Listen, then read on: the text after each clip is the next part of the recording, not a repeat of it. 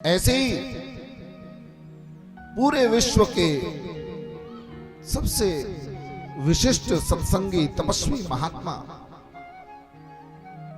जिनका जीवन में काम एक ही है कि वेद पुराण शास्त्रों के सारभूत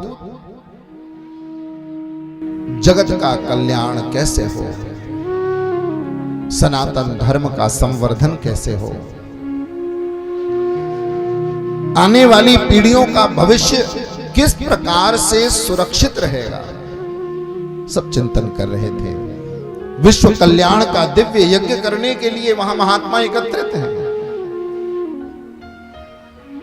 वो किसी एक व्यक्ति के लिए नहीं है,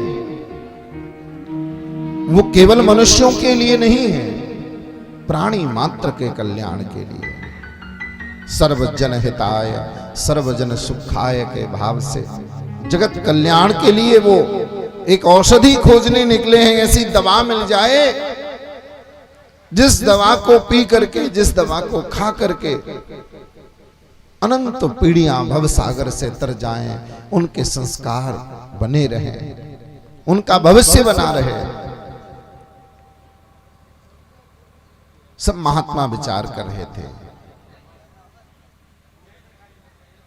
और उसी समय उन संतों के मध्य में पूज्य श्री सूत जी महाराज का एक अद्भुत विद्वत संत का आगमन हुआ। प्रेम से कह दो श्री।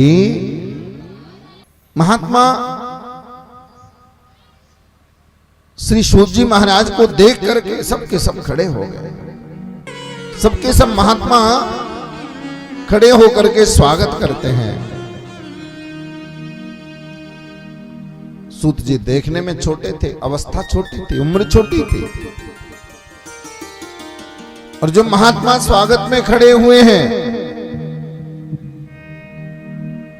वो अवस्था में बहुत बड़े हैं। लंबी लंबी दीर्घ जटाएं भूमि का स्पर्श कर रही हैं। उनकी बढ़ी हुई लंबी घनी दाढ़ी उनके अनुभव की ओर इशारा कर रही है।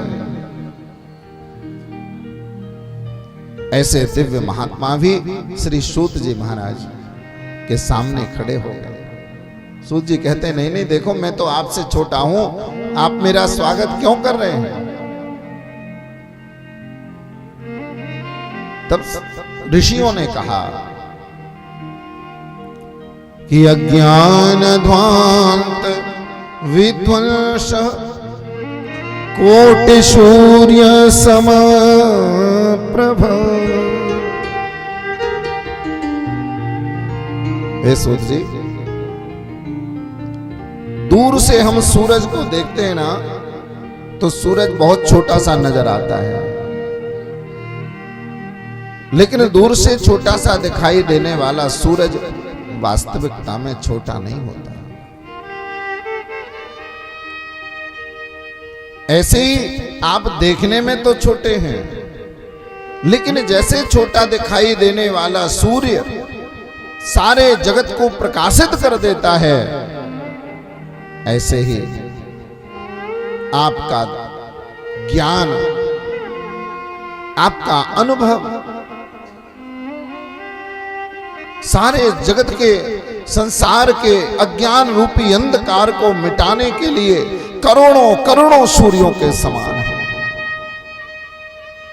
रात के अंधेरे को तो मेरे भाई बहन दीपक जला करके, बल्ब जला करके मिटाया जा सकता है, लेकिन किसी के हृदय में अंधेरा हो जाए, किसी के जीवन में अज्ञान का अंधकार हो, तो वो किसी भी लाइट से प्रकाशित नहीं हो सकता।